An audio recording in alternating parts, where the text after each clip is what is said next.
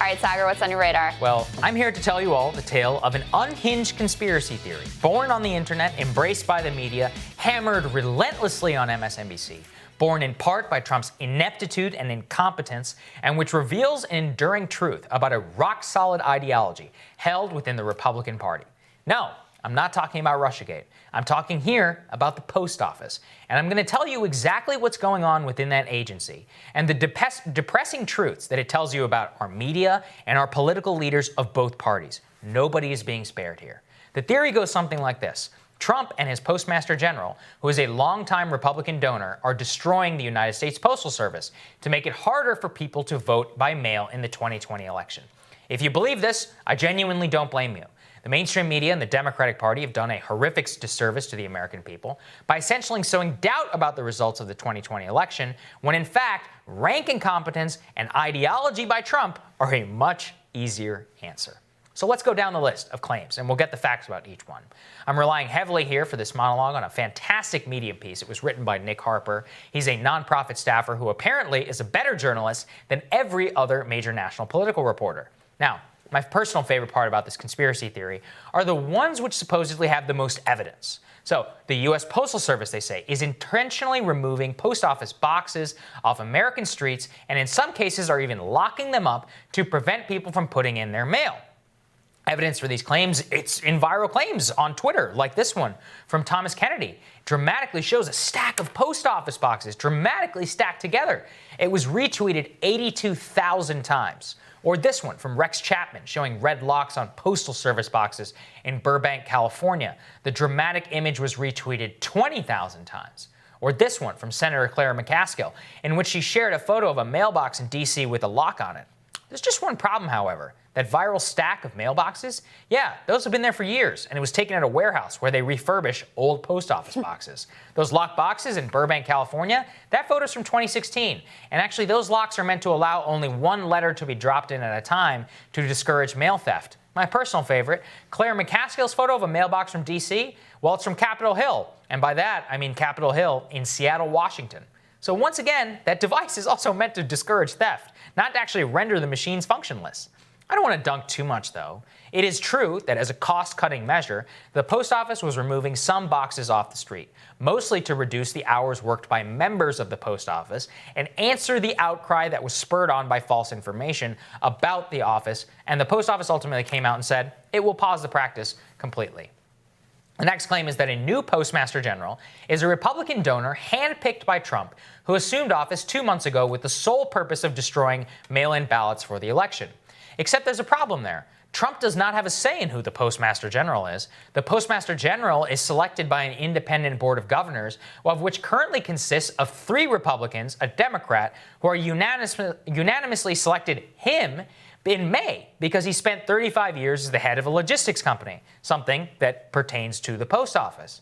The next claim similarly sounds alarming until you dig into it, that the post office is destroying mail sorting machines, which are the same ones used to sort mail-in ballots. Well, that is interesting because the order to dismantle some of the mail machines went out on May 15th. And before this, the new Postmaster General was even in charge. But as Nick Harper notes, the type of mail that these machines are sorting are decreasing in volume from last year, and it fits with the numerous documents that have been published by the government since 2012 in order to make the post office more efficient. Which brings us to the last and final claim, which some of you are probably shouting at your screens right now. Saagar, you're an idiot. Trump himself already admitted to all of this in a recent interview. He straight up said he doesn't want to fund the post office because Democrats want to expand mail-in balloting. You're probably yelling, he admitted to it. And you know what? I don't blame you for thinking that, because just like with Russiagate, Trump is his own worst enemy.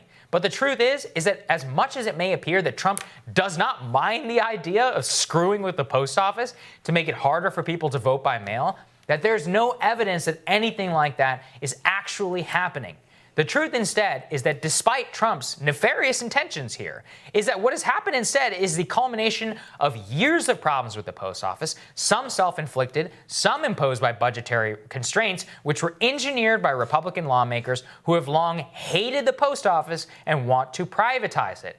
The slow in service that has come about, as Nick Harper puts it, is, quote, "There are changes happening to our postal system because it's been needed for a long time. and USPS cannot wait any longer to make cost-saving changes without becoming insolvent within a year.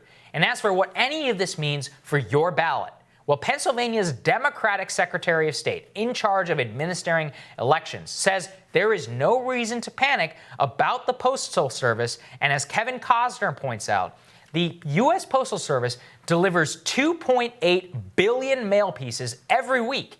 Even if all 275 million individuals were to cast their ballot by mail, they could easily handle it. The people with a problem are actually the states themselves, which need money for processing the outgoing and incoming ballots. And as for what any of this means for your ballot, well, Pennsylvania's Democratic Secretary of State in charge of administering elections says there's no reason to panic about the Postal Service. And as Kevin Costner points out, the U.S. Postal Service delivers 2.8 billion mail pieces every week. Even if all 275 million individuals cast their ballot by mail, they could handle it. The people with the problem are actually the states themselves, which need money for processing the outgoing and incoming ballots. So here we are at the end with the real culprit. And that is, I think, fair to blame Republican orthodoxy for declaring war on the post office for nearly 30 years, getting it to this point, and now refusing to fund it out of total commitment to economic orthodoxy. The other culprit is Trump for basically saying quiet part out loud and admitting that he wants to commit a nefarious act that he's not even capable of pulling off legally. And let's face it, even if he was, he could not pull it off with many of the incompetent people that he employs. But just because the Republicans are idiots for opposing additional funding for the post office due to ideological reasons, and because Trump is, a nefarious actor, does not absolve the mainstream media of actually doing its job, which is actually reporting on this story to tell you whether or not you should worry, instead of ginning up fear and discontent for millions of elderly voters who may now feel compelled to go to the polls in person out of fear of ballot tampering. There are no heroes in this tale, and I expect all sides to be pissed off about what I've said here today. But so be it, because that's actually the price that you pay for telling you what's actually happening. And I think this was it's just so crazy, Crystal, to read this story, because you see Republicans who are like, no, the post office is fine. No, it's not. It's actually not fine at all. A lot of people out west are suffering delays. There are some, for a time there were some post office boxes being taken off the street. That has all paused. But this grand conspiracy is not happening. It's just absolutely not. It is the logical conclusion of years of working to, make the post office have these funding obligations about pensions and some other problems, and a new postmaster general with a background in logistics who's legitimately trying to cut costs with what we have here. And in terms, like I said, what's the most important there? In terms of how this impacts your ballot, no current evidence shows that this will impact your ballot whatsoever. The thing that will impact your ballot, and this is very fair to criticize Republicans for, is by not providing money to state and local governments to process incoming ballots. But that has nothing to do with the United States Postal Service. Right, and you can still turn it into a Trump is bad story because they're also blocking the state and local funding. Fine. But it's a little less exciting than the grand conspiracy. And I think there are a few reasons why this has been portrayed in a much more frightening and nefarious way than it actually, the reality is. And you and I I was digging into this as well, because I was like, okay, what is the truth about what's going on here?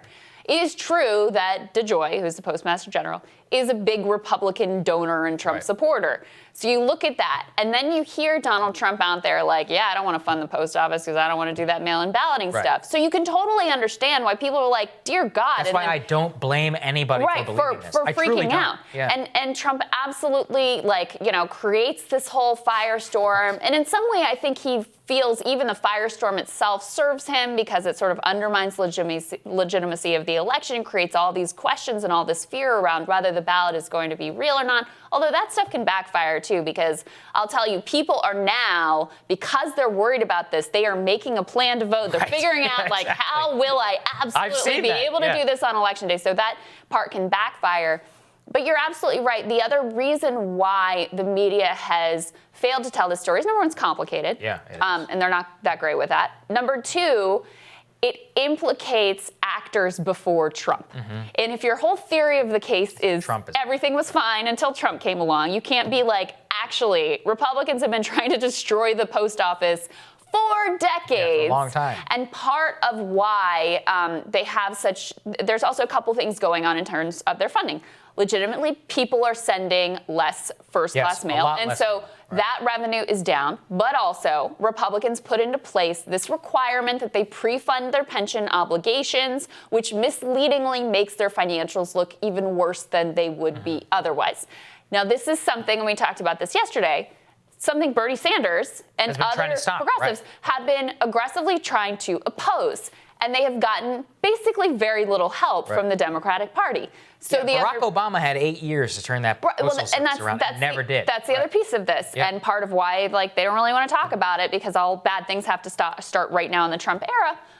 Barack Obama was not as bad. The Republicans were aggressively trying to privatize it, but the Obama-Biden administration didn't do anything to fix it, which is also classic sort of Democratic neoliberalism of they wait until it's a flaming catastrophe before actually proactively dealing with it. And oh, by the way, I'm sure there's a lot of sympathy for this market fundamentalist and let's privatize everything approach as well. So they didn't have an excitement around actually dealing with these problems. And so now we are here in a pandemic where we do need the Postal Service to be funded. We need states to be funded to be able to process these mail-in ballots. And so this slow-moving crisis has now developed into a conflagration, and that's where we are today. The last piece that I want to amplify that you put in your radar here is, look, we all watched what happened in New York, a Democratic state run by resistance hero Governor Andrew Cuomo. And their pandemic-era election with mail-in balloting was a disaster. It took forever to be counted. For processing. It's not about the delivery. Right, and I do want to say, there are some questions about the delivery. Those challenges are going through the courts right now, where there's some ballots that should have been postmarked and come in on time, did not. We'll see where we will certainly keep you updated on all of that. But overwhelming the problem was the slowness in counting and the fact that they threw out 20% of the mail-in ballots. Those are things that don't have a neat and tidy, Trump is bad conclusion, or a neat and tidy Democrats are bad conclusion. It's just okay, we've got a systemic problem here we need to actually deal with before Election Day. And then Trump makes everything worse with the things he's saying. Republicans make everything worse by their ideological opposition to funding the fixes that need to occur before Election Day.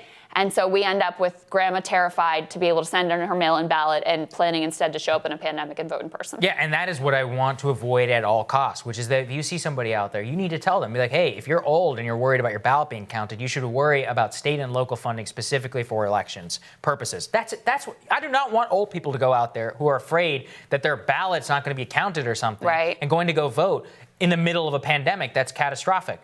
And I think that this is a real media failure more than anything, which is, it's like you said, Barack Obama, 8 years in office, didn't do anything about it. Republicans are not the hero of the story. Nobody is the hero of the story. Everybody is acting foolishly. All these never-Trumpers they love now. They tried to defund the post office 8 years ago. John Kasich probably loved this plan, right? He still probably wants to privatize the post office. And so the more you digest this thing, it's like everybody needs to calm down. But I think the most egregious thing, it really is the media piece, because you see those types of tweets, 82,000 tweets for a fake photo. It's just completely fake. Same thing with Claire McCaskill is a former United States senator. That photo was taken in Capitol Hill, Seattle, Washington. And a prominent MSNBC analyst. A prominent MSNBC analyst. Same thing that happened with the Burbank, Rex Chapman. That was retweeted 20,000 times. Now, you could say, Saagar, what is this? What impact? Twitter isn't real life.